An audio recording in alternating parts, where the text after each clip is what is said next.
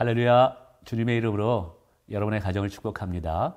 우리가 2021년에도 힘써 하나님을 예배하고 또 찬송하기 원합니다. 우리가 하나님을 경외하고 높일 때 또 하나님께서 우리의 인생을 복되게 만들어 주실 것입니다.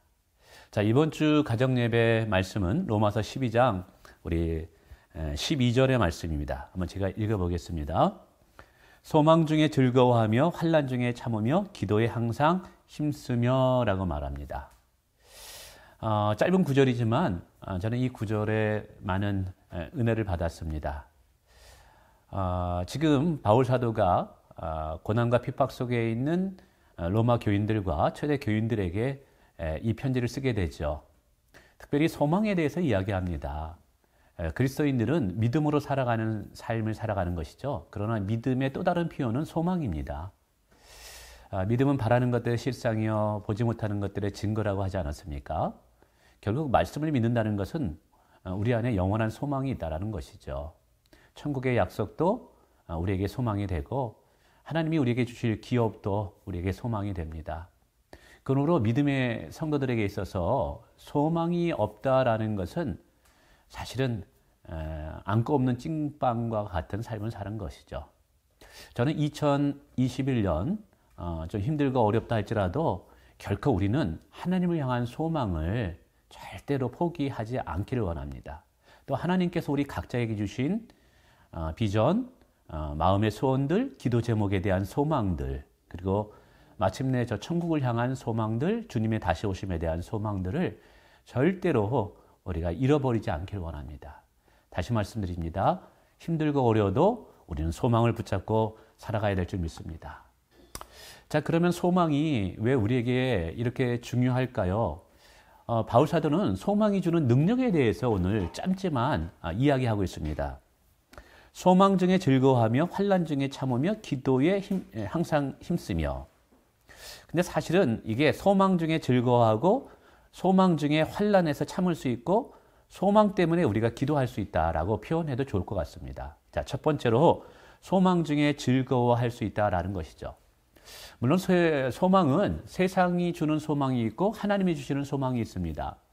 둘 다 우리에게 즐거움을 줍니다. 근데 문제는 자, 힘들고 어려운 순간에 세상이 주는 소망은 한계가 있다라는 것이죠.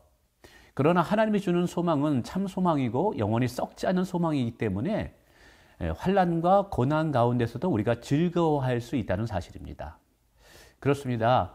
2021년 아무리 힘들고 어려워도 하나님이 주신 소망을 붙잡고 사는 자는 즐거워할 수 있습니다. 하나님께 소망을 주는 자는 하나님 주시는 기쁨으로 살아갈 수 있다라고 저는 믿습니다. 왜냐하면 그 소망은 반드시 이루어질 것이고 결코 썩지 아니하시는 거기 때문에 그렇습니다. 사랑하는 성도 여러분, 우리가 이 땅의 소망을 다 내려놓고 우리가 저 영원한 나라에 그리고 예수 그리스도를 우리의 소망으로 붙잡고 살아가길 원합니다. 그러면 힘들고 어려운 중에서도 우리가 즐거워할 수 있는 줄 믿습니다.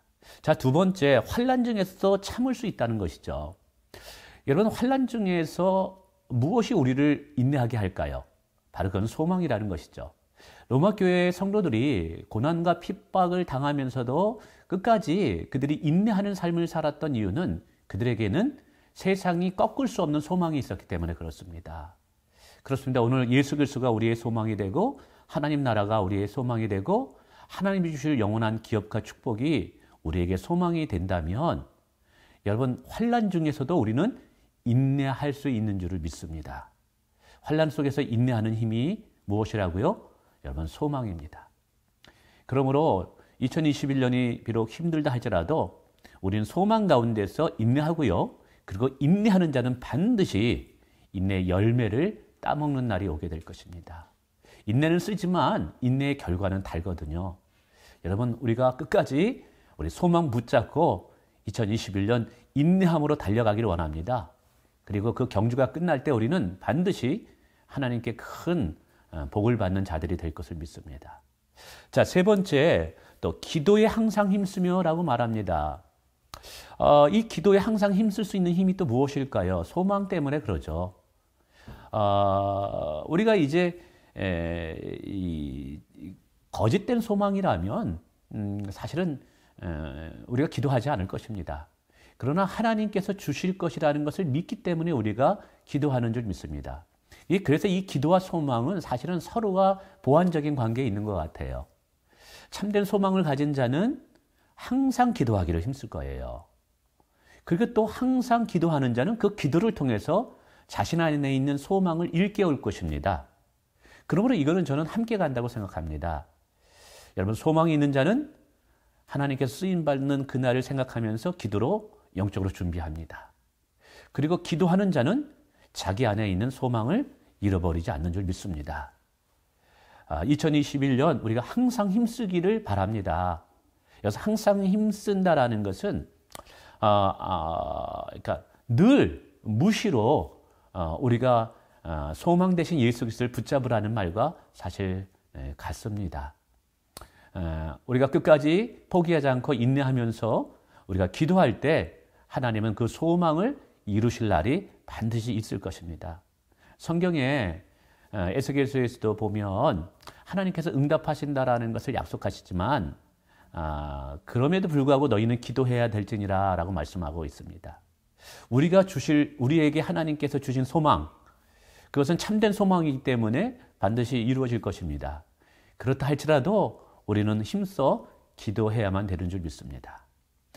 2021년 우리는 하나님께서 주신 소망을 끝까지 붙잡아야 됩니다. 절대로 힘들다고 어렵다고 하나님 주신 소망을 꺾고서는 안 된다는 것이죠. 우리가 소망을 가질 때 힘들고 어려운 중에서도 즐거워할 수 있고요. 또 환난 중에서도 우리는 인내할 수 있고요. 우리가 소망 때문에 우리는 기도하는 자가 될 수 있습니다. 그리고 또 기도할 때 하나님은 우리 안에 소망을 다시 한번 불러일으켜 세우실 줄 믿습니다. 2011년 하나님 안에서 소망하는 한 해가 되시기를, 또 하나님을 소망으로 삼는 한 해가 되시기를 주님의 이름으로 축원을 드립니다.